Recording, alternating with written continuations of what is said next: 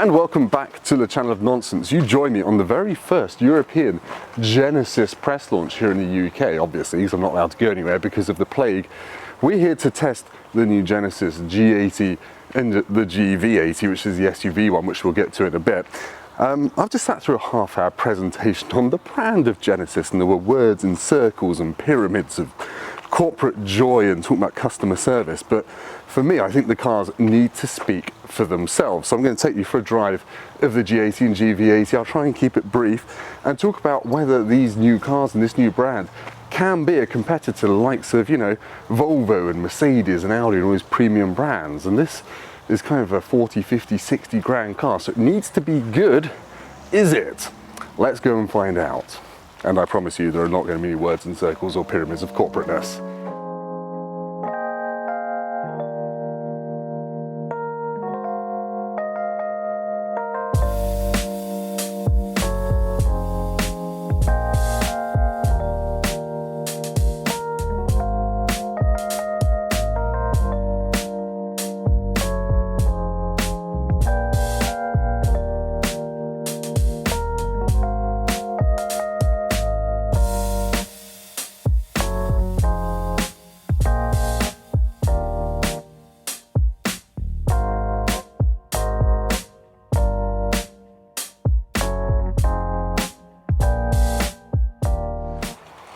Right, here we are in the Genesis G80. You're not getting any fancy tripod shots because I've only got my gimbal with me and it's a bit busy. But I think this looks pretty posh. It all comes down to whether you like the grille or not, which looks a bit like a shield to me. It's pretty massive. Genesis obviously has a marketing term for this pattern. They call it G-matrix. I call it chrome chicken wire. Looks quite nice. You've got a big Genesis badge, which we've never seen before in Europe. It's quite a posh looking thing. Now, Genesis calls their design language two lines because it's got 1, 2, 1, 2, and it carries on round at the back. So basically the whole thing is tied together with this two-line design motif. I think it looks a little bit Volvo-y / Hyundai at the back, like the i30N Fastback or whatever it's called. But yeah, it's a big car. It is long. It must be approaching 5 meters, and that kind of pays off in the interior, which is pretty roomy. Well, it's really roomy in the back. This is a top spec one.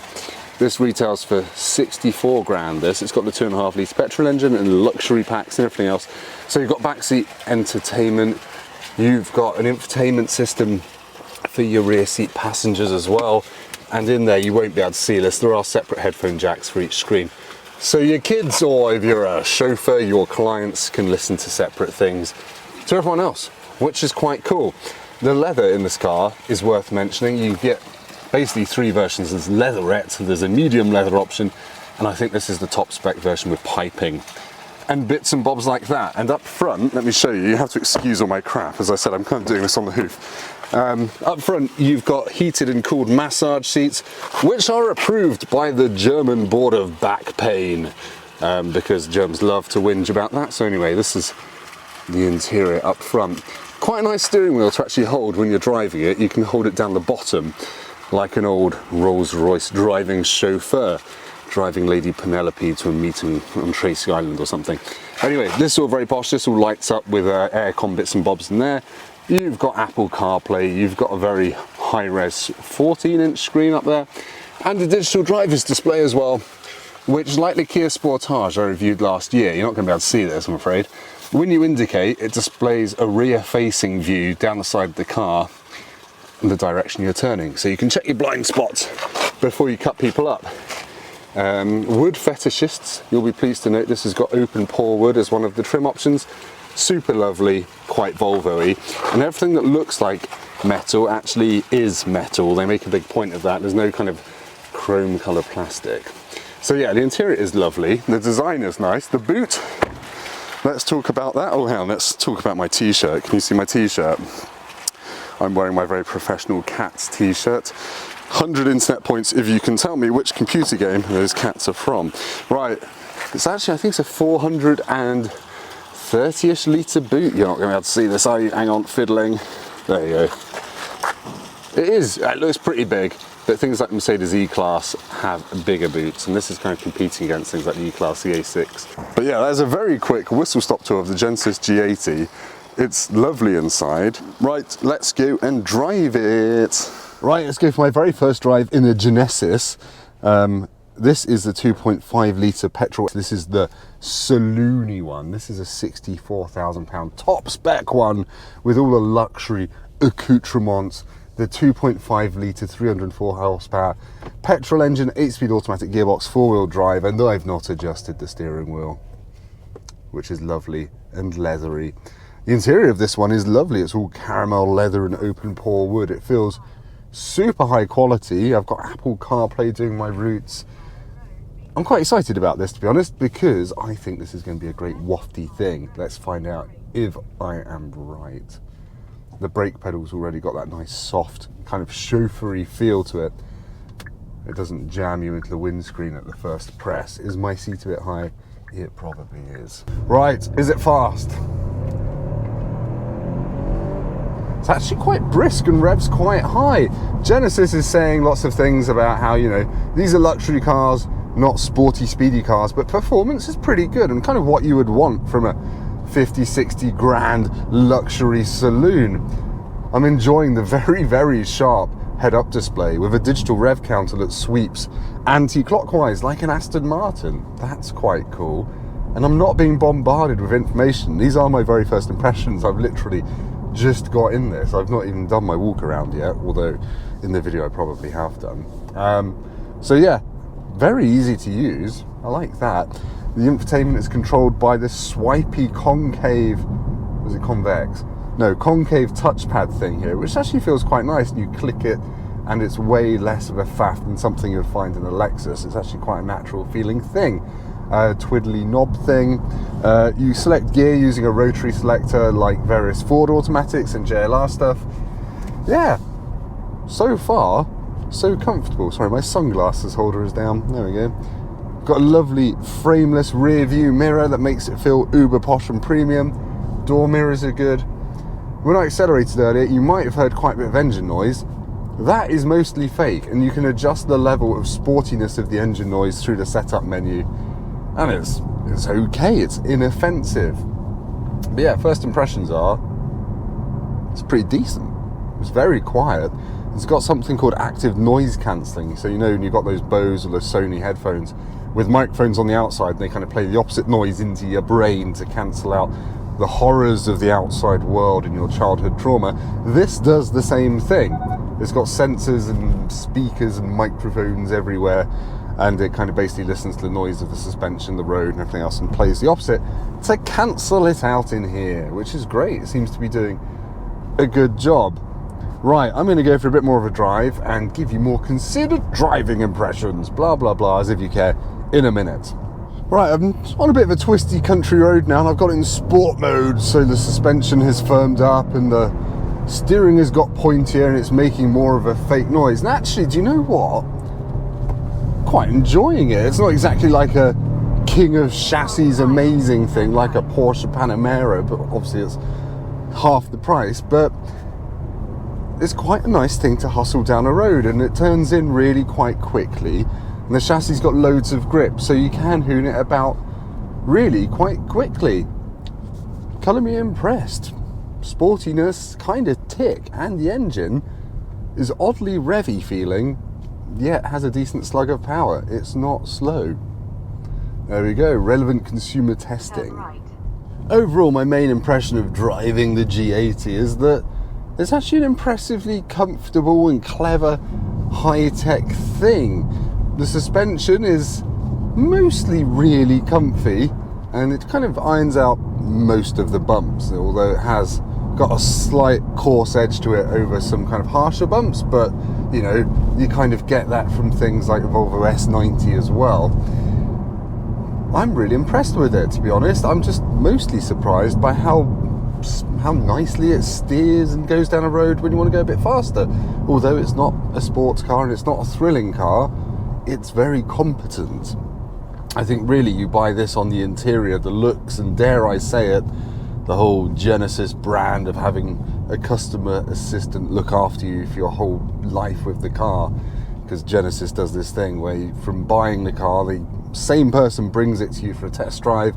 The same person brings your car once you bought one to your house in a truck, and they hand it over to you, and then they'll come out for a second handover and a third handover. You know, when you've had a car for a month, you're like, oh, I still don't know how to use the infotainment system. They'll come out and explain that kind of stuff. So they're trying to build their brand on this kind of sense of customer service, but actually, do you know what? The car's pretty good as well, which I think is more important, but there we go. Right, back to you, Tim, for your driving impressions of the GV80, the more vertical SUV version of this car. Is that any different? Probably. Okay, let's move on to the GV80. You can remember it's the saloon because the V stands for more verticalness, I guess. It's taller. Yeah, this is a 63 grand car with about 10 grand of option packs and stuff on it. So it's expensive. It's going to rival things like the XC90, the X5 from BMW, things like that. And I think, again, it looks pretty cool. It looks all of a piece. It looks decent. It looks well designed. You've got the quad lamps like the G80 as well. And it's in a lovely shade of green. It is massive. It is absolutely massive. This is a 7-seat version. And the rear seats, I won't show you them, but I've had a quick look and they look about as big as in something like a Q7. So they're occasional seats. The SUV, the GV80, comes on 22-inch wheels as an option, which are massive, and they do things to the ride, which we'll talk about. There's a big boot, which beeps at you a lot. There you go, 727 litres of space, I think, in 5-seat mode. So it's pretty vast. There's not a huge amount of space under the floor, though. There's a parcel shelf holder thing under there, and you've got buttons here for folding down the second and the third rows of seats electronically, 12-volt socket. There's cup holders and bits for the third row passengers, and a little cubby hole for them as well. So it is massive, and actually, price-wise, these seem to be undercutting the German rivals quite nicely, as you'd expect from a Korean brand. But as I said, 63 grand, so still quite a lot of money. Let's show you the interior quickly. It's very similar to the G80, as you'd expect. They are kind of brother and sister cars. Loads of backseat room. I mean, these seats. This is a kind of slightly Bentley-ish green leather interior. Look, you've got flaps for USBs and a 2-pin electrical outlet there. You've got cooled seats in the back as well. That's very rare, heated and cooled seats in the back. And you can move the passenger seat forward and backwards, like in the G80, from the back. So if you're chauffeuring people, you don't have to get in the back or front or get out of the car to give your backseat passenger more room. And up front, it is same story as before. You get a few new bits which are only in the GV80, such as this dial, excuse my crap, which is for the terrain mode for off-roading, because this can go off-road. And it's got a camera up there which you won't be able to see, which reads the road ahead and adjusts the suspension for softening as you run over school children, things like that. Digital dash, blah, blah, blah. That's probably all you need to know. Let's go and drive it. Alrighty now, we're in the GV80, which is the SUV version of the Genesis G80. I'm going to stop doing the Scottish voice, sorry about that. I've now got a 3-litre turbocharged 6-cylinder diesel engine with 280 horsepower and 588 newton meters of torque, and 0 to 60 is like 7 and a bit seconds, so this is a bit slower than the 2.5 litre petrol engine I just had in the G80. Sorry, this is the GV80. This is so confusing. The V stands for more verticalness. That's the easy way to remember it. The SUVs are Vs, I guess.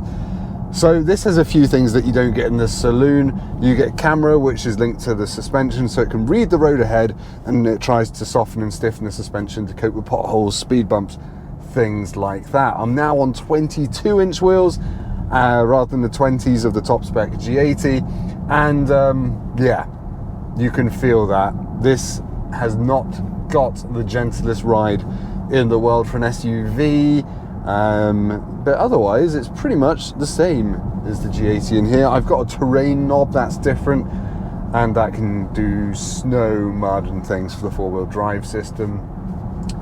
Yeah, so interior wise this is pretty much the same. Driving wise, it feels like a big heavy SUV, and not actually a massively comfortable one, if I'm honest. It's okay, but the rivals to this car, and this one is £75,000, You can get a Q7 for that on air suspension, much better ride, or you get a GLE probably just about. Yeah, I'm not digging this as much as I did the Saloon, but obviously, you know, your needs are going to be dictated by space and stuff like that. If you need an SUV, you need an SUV, so you'd go for this one if you wanted a Genesis. How's that engine? Ooh, it's nice. It's got a BMW-y snarl to it, that 6-cylinder noise. It's pretty good. It's brisk enough. The 3-litre diesel 6-cylinder is always a fine thing in an SUV, and it's no different here. I've got a good view out, he says, having not adjusted the mirror. I do have a good view out. The mirrors are a decent size, and the cabin, like the G80, is lovely. I've got less of the open pore wood. I've still got a bit. All the leather's super nice. All the wood is real wood, by the way, so it's warm to the touch. And yeah, everything is fine. It's just not quite as comfortable as I would have liked over bumps. I feel like they really, for 76 grand, should be looking at giving air suspension as an option, because the dynamic dampers on this, they're just coping with a lot of extra weight, aren't they? So yeah. The upgraded Lexicon sound system, I think it's called, is phenomenal. I think it's 18 speakers or something ridiculous. I can't remember how many speakers. It's a lot of speakers, and it does a really good surround sound impression. Loads of bass. It's still really clear, and yeah, that is definitely worth the money. It is really good. I can't really demonstrate it without getting a copyright strike, so take my word for it. The sound system is fat bruv, or whatever that is in Korean. I like all the way through the Genesis presentation they banged on about how it's a Korean brand, and then pointed out South Korean, just in case you thought that North Korean communist lockdown state has suddenly gone global with a car brand. They haven't. Right, so we're on a twisty country road now. Let's see if the GV80 feels sportiness to offset that firmness or something. I'm just being jiggled about, really. I do think most of that's probably down to having massive 22-inch wheels, but other manufacturers offer 22-inch wheels, and they're not quite this jiggly. It's okay. I mean, you'd get used to it if you live with it, but, you know, being a nerdy car journalist, you just know it can be done better a little bit. Steering is quite light, as you'd expect from an SUV, but it goes around corners fine, and it's not unpredictable or anything like that. Again, Genesis isn't trying to make these sports cars, they're just trying to make them nice, luxury feeling things that you can daily with your family. Yes, I mean, I'm going down a country road at 60 miles an hour, it is fine. If someone turned up on my back bumper doing 70, I could probably do 70 if I wanted to without feeling like I was going to fall off the road. It grips well. It's okay. It's okay. I just wish it was a bit more comfortable. Anyway, I've waffled on way too long about this not quite being comfortable enough. Let's go back to you, Tim, for an outro to talk about what Genesis is like on its arrival in the UK.